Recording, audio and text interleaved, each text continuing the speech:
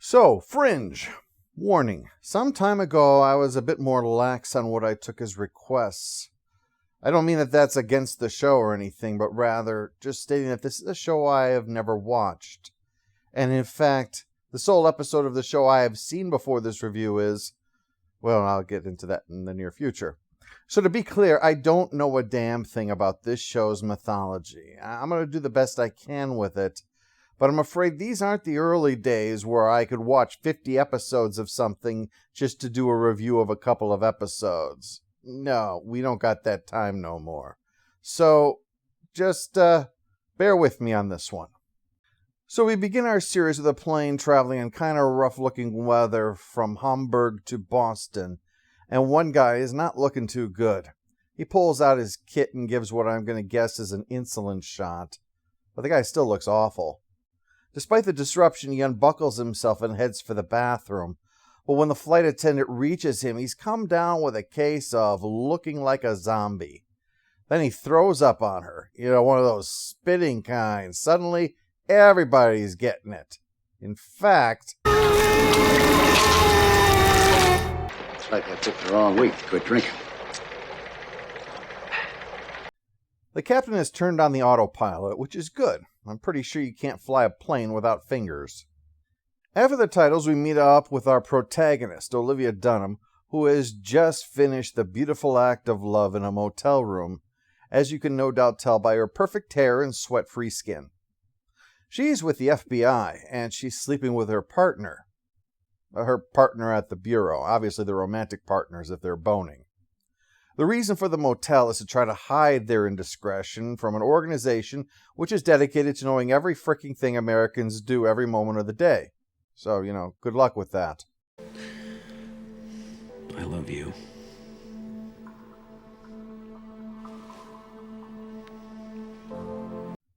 Oh, left him hanging. Not good. The kiss to cover this awkward moment is interrupted by a call about that plane. They have to head to Logan Airport to deal with that. It's on the ground, but there are no signs that anyone is on board. Logan Airport apparently has a fancy schmancy gizmo that can land a plane using the autopilot. Now for the really weird part. The dead guy on the plane that started all this drives up to the airport. Although maybe it's just his twin brother come to pick him up. If so, he may need to use a few buckets. Well, the big swinging dick soon arrives, Broyles, who announces this joint task force answers to Homeland Security, and makes a point of not including Dunham, despite her being the inter-office liaison. When she makes a point on this, he says, fine, suit up and head inside. But it's not for the faint. Basically, everyone looks like they're either melted or made of slightly runny gelatin now. And this right here, this is exactly the reason I refuse to fly. Damn the statistics. Well, after that, the CDC needs to consider the best way to handle this, and they decide, burn everything. Just burn it all. Burn this plane to the fucking ground. Just kill it all. God knows what would happen if that spread. I'm all for sending in a witch doctor at this point just to play it safe.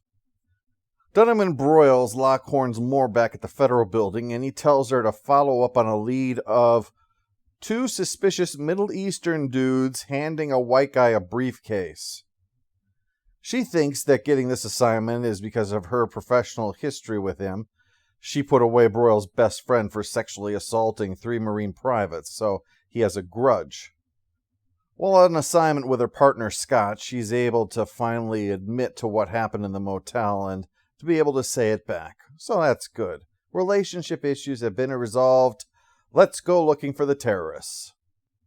After finding ammonia tanks in the dumpster, Scott decides this justifies going through every single one of the storage units here on the legal grounds of, I have a badge. They find one that clearly has some biological experiments going on. But while she's off trying to get a signal to get someone out here who's trained to handle this sort of thing, the unit on the other side opens to reveal our buddy, the doppelganger.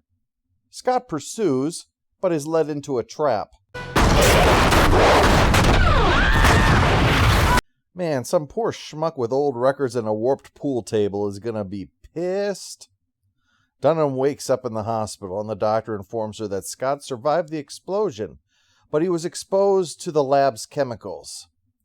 Now, because this is chemical, not biological, he's not contagious, though they are still going in with some protection, but for his sake.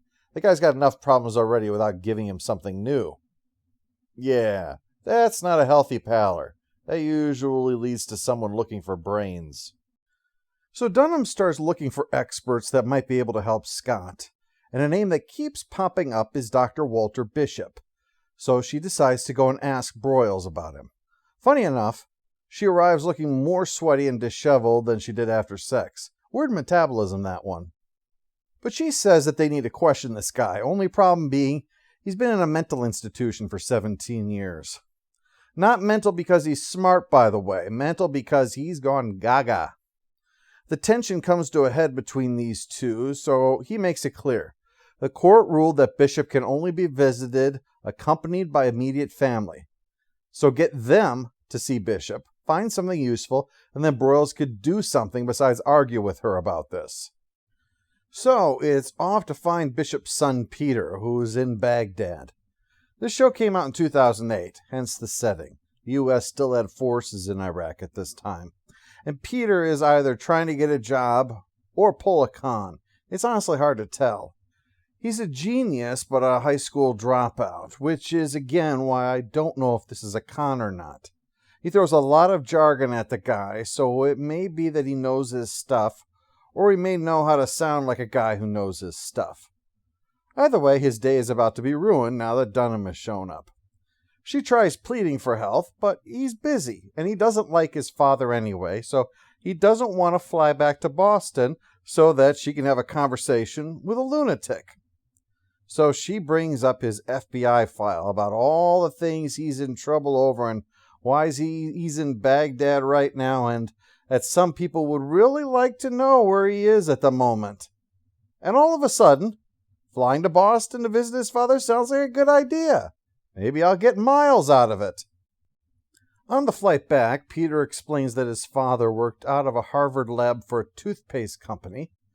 But Dunham says that actually it was for a U.S. Army program. It wasn't a specific kind of a program. They really just said, this guy is a genius, let's give him money and let him do whatever the hell he wants. Well, shockingly, this ended badly. Who could have seen that coming? He was operating in fringe science for them. If something was rejected by the mainstream, this guy delved into it, including mind control, teleportation, and reanimation. What a surprise, we're off to go visit him in an insane asylum. I knew someone would come. Eventually. It was all those office supplies I stole. Well, you'll never find them. She explains what's happened on the plane and with Scott, and he knows something. The problem is, here's a lot of things rattling around in that noggin, and not everything that falls down the chute to come out of his mouth is what you were looking for.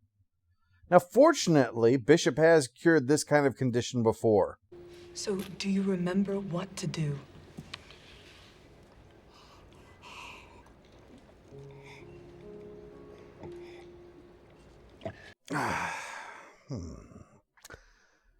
What was the question?